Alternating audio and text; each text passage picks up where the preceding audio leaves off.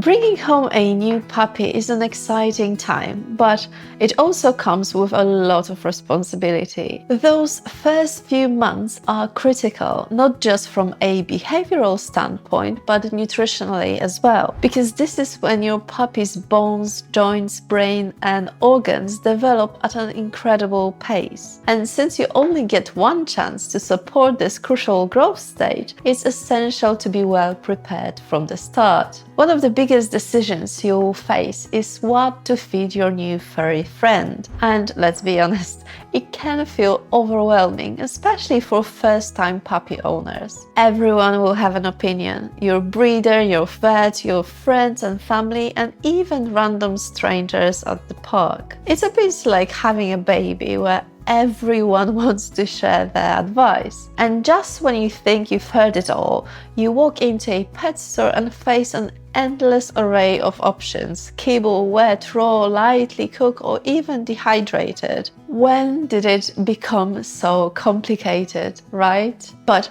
why is nutrition so important? As I mentioned earlier, your puppy will grow at such a rapid pace that it might feel like as though one day you're bringing home a tiny ball of fur and the next you've got a fully grown dog lounging next to you on the sofa. I remember comparing photos of Benji from just a week earlier and couldn't believe how much he had grown. So here's a quick tip: take loads of photos. Depending on the breed, your pup could reach maturity as early as 6 to 8 months for small breeds or as late as 3 years for giant ones. Even though growth rates differ significantly, dogs mature much faster than we do, even large breeds. That's why meeting their nutritional needs from the beginning is so important. By the time you bring your puppy home, they will have already been weaned onto some type of food by your breeder. Whether you stick with it or switch to something else, I recommend doing some research to ensure the food is suitable for your pup. Just so that you're aware, in this video I'll be referring to the nutritional guidelines from FEDIAF, the European Pet Food Industry Federation, which sets standards for pet food to ensure it meets dietary needs at different life stages. In the US, AFCO provides similar guidelines. You might notice 3 different tables in the FEDIAF guidelines, which can initially be a bit confusing. However, they all represent the same data, just expressed differently. Think of it as converting between metric and imperial units. The same information, just expressed differently. I want to start with 2 essential minerals, as they are pivotal during a puppy's growth: calcium and phosphorus. Other minerals are just as important, and that's why they're called essential, which means our puppies can't make these themselves and need to get them from the food they eat. Calcium is the most abundant mineral in the body, found mainly in bones and teeth. It's crucial for building strong bones and supporting critical body functions, especially during growth. Too little calcium forces the body to extract it from the bones, leading to weakness and risk deformities. Too much, especially in large and giant breeds, can cause abnormal bone development and joint problems like developmental orthopedic disease. Puppies naturally regulate calcium through hormones, but this system can be disrupted if dietary levels are too high or too low, increasing the risk of lifelong skeletal issues. So, how much calcium should puppies get? Have a look at the table on the screen and take a screenshot for future reference. So, how can you add calcium to your pup's diet, and should you? If you feed a complete commercial puppy food, ensure the calcium amount falls within this range. This should be listed on the packaging, or you can contact the company. And if the company doesn't want to share it with you, well, personally, I would stay away from that food. You should also avoid adding additional sources of calcium to your pup's meals, not to exceed the recommended amounts. It's a different story when you're cooking for your pup or preparing DIY raw meals. In this case, you have to ensure that they get the correct amount of calcium with every meal. For raw diets, use edible bones suited to your puppy's size and chewing ability. For cooked diets, there are other options such as using bone meal, eggshells, coral calcium, or calcium carbonate. I'd recommend bone meal as you will also get additional phosphorus and magnesium on top of calcium, but choose the supplement, not a plant fertilizer. The second most abundant mineral in bones and teeth is phosphorus. It plays a key role in energy metabolism, muscle contractions, nerve function, and DNA synthesis.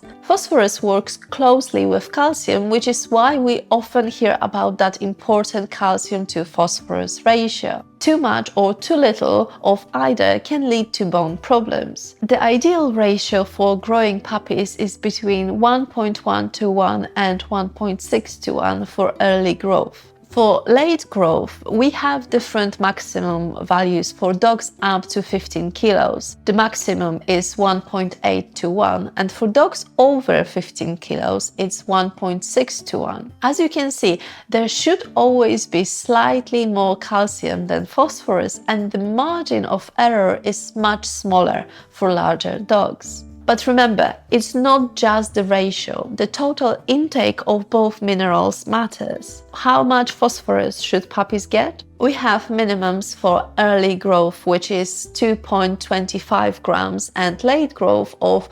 1.75 grams. There are no maximums listed, but calcium limits indirectly guide phosphorus intake, so we can calculate that if we need it. Phosphorus-rich foods include bones, muscle meat, organ meat, and eggs. Some vegetables, grains, and seeds contain phosphorus too, but plant-based forms are less bioavailable for dogs, meaning they won't be able to absorb and utilize that form of phosphorus. One question I see asked a lot is, can I add some extra fresh meat or feed occasional bones with my puppy's kibble? And the answer is, it's problematic.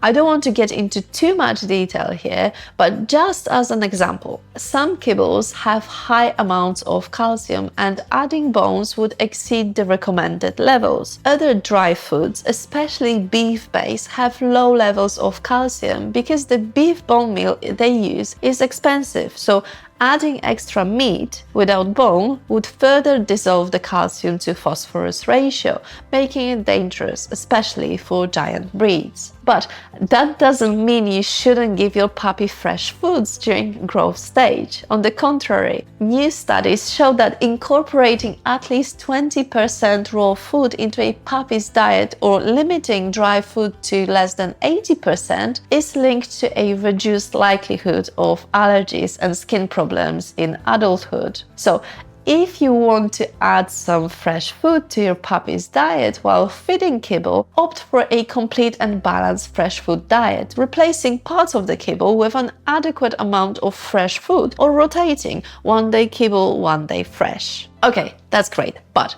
how much should you feed your puppy? There are a few ways you could go about it. The easiest would be to check the packaging of your chosen food and follow the manufacturer's guidelines. But just FYI, this is my least favorite option. Why? Pet food manufacturers usually up their recommended amounts, and if you continuously overfeed your puppy, it can lead to obesity in the future. Also, each puppy is an individual animal and their needs will differ. So what you can do is to calculate your puppy's caloric requirement and update it each week. It may look scary at first, but you can easily do it on your phone. So just follow the formula with me. First, you need to calculate your puppy's resting energy rate and then its daily energy requirement. To do this, you multiply 70 by your puppy's current body weight to the power of 0.75. Then multiply that number by the maintenance energy requirement factor, which is either 3 for puppies from weaning to 4 months or 2 for puppies over 5 months old. Just as an example, let's say we have a golden retriever puppy who is 5 months old and weighs 15 kilos. He is expected to weigh 30 kilos as an adult. His resting energy rate is 533 calories per day and daily daily energy requirement is 1066 calories per day. Now that we have this information, we can easily figure out how much to feed our puppy. So let's look at a few examples of dog foods to see how this would look if we were to use our calculations versus the manufacturer's recommendation. I'll start with a cheaper brand and then we'll follow with a more expensive kibble. As we have a large breed puppy, I will also look into foods for larger breeds. It says there is 377 calories per 100 grams. So let's divide our 1066 calories by 377 and then multiply that by 100. According to our calculations, we would be feeding our pup 283 grams of this food. However, when you look at the manufacturer's recommendations, they advise to feed the same dog 335 grams. 52 grams or 18% more than what we would be feeding. Now, this is problematic not only because you can be overfeeding your puppy, which could then lead to obesity as an adult, but their growth could be quicker and not gradual, which is also a problem because of possible skeletal issues. However, if you were to feed less of this food, you might not be giving them enough of the nutrients they need. Okay, let's move on to the more expensive kibble. Its calorie content is very similar at 376 calories per 100 grams. We would be feeding 284 grams of this food. So, what do the feeding guidelines say? According to them, the puppy should be getting 315 grams of that food a day, which again is more than what we know the number should be. So, what should you do if the number you calculated doesn't match the manufacturer's recommendation? Personally, I would feed the recommended amount, but keep the correct number at the back of my mind. I would also keep checking my puppy's body conditioning score and weight and compare it with a relevant puppy growth chart, such as the one from Waltham. This way, I could easily spot any undesirable changes, such as faster than recommended growth, and consult with my vet about possible food changes. But why am I going on and on about not overfeeding your puppy? As I explained earlier, overfeeding a puppy can lead to obesity in the future. Once a dog is overweight, it then becomes more challenging for them to lose weight. Being overweight significantly reduces a dog's quality of life and life expectancy and increases the risk of health problems. What comes with this? Higher vet bills. We all want our dogs to be with us for as long as possible, so by ensuring we keep them slim, we give them a better chance for long and happy lives. And that starts with measuring their food and avoiding free feeding, so keep that in mind. Saying that, our puppies should be fed multiple times a day, ideally 3 to 4. Once they're 6 months old, you can switch them to 2 meals a day. Later on, you might move to once daily feeding or time-restricted feeding, as both can offer health benefits. If you're interested in that, watch my other video. I will link it in the show notes below. Going back to essential nutrients, let's quickly go over the other ones you don't want to overlook.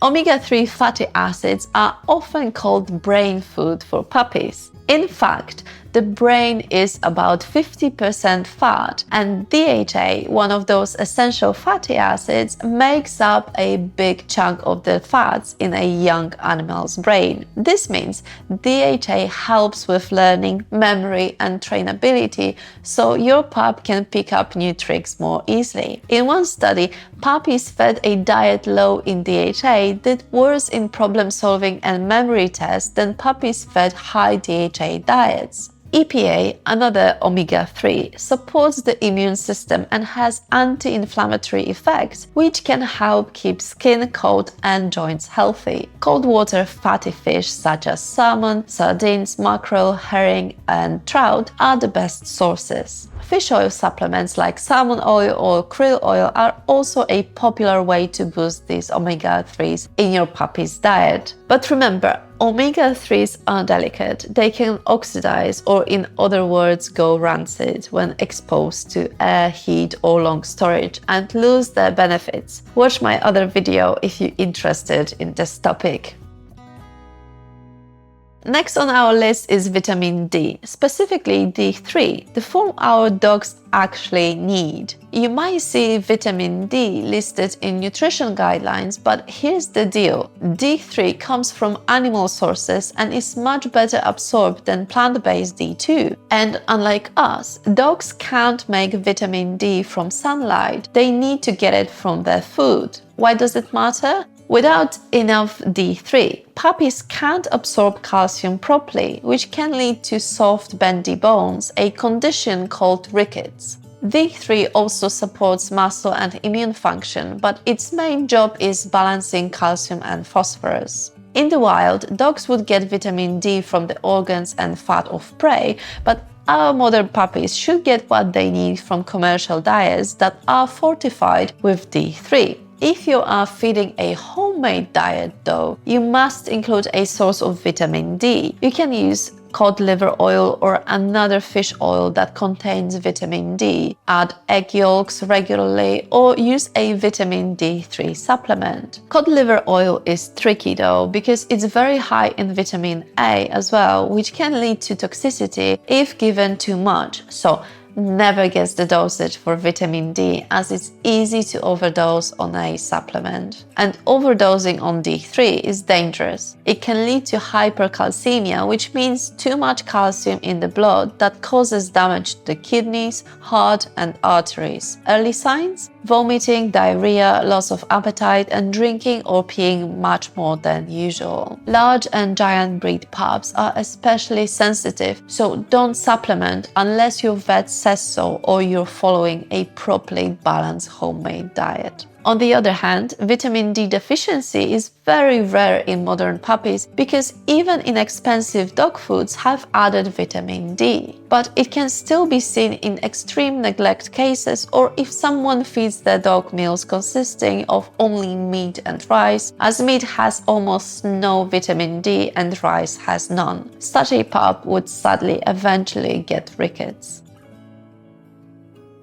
If you think of all the things growing in a puppy, skin, coat, muscle, bone, immune cells, zinc has a hand in all of those. It stabilizes cell membranes, helps make DNA and proteins, and is needed for the sense of taste and smell. Specifically for skin, zinc is required to create and maintain healthy skin and fur. A deficiency can often appear as skin problems. In male puppies, zinc is important for reproductive organ growth and sperm production later on. Zinc deficiency in puppies can be quite devastating, especially for the skin and immune system. One classic outcome is zinc-responsive dermatosis, basically skin disease due to zinc deficiency. In puppies, particularly certain breeds such as Huskies or Alaskan Malamutes or those on poor diets, this shows up as crusty, thickened skin lesions around the mouth, eyes, ears and foot pads. You might see hair loss, redness, scaliness and cracking, especially on the face and paw pads. Zinc is also needed for appetite, so a deficient pup might lose interest in food, worsening the problem. The best natural sources of zinc are typically meats and seafood. Red meats like beef, lamb or venison are high in zinc, with beef being especially great source. Fish can contribute zinc, and shellfish like oysters are extremely high in zinc. One oyster can exceed a dog's daily requirement. But at least here in the UK, oysters are really hard to find.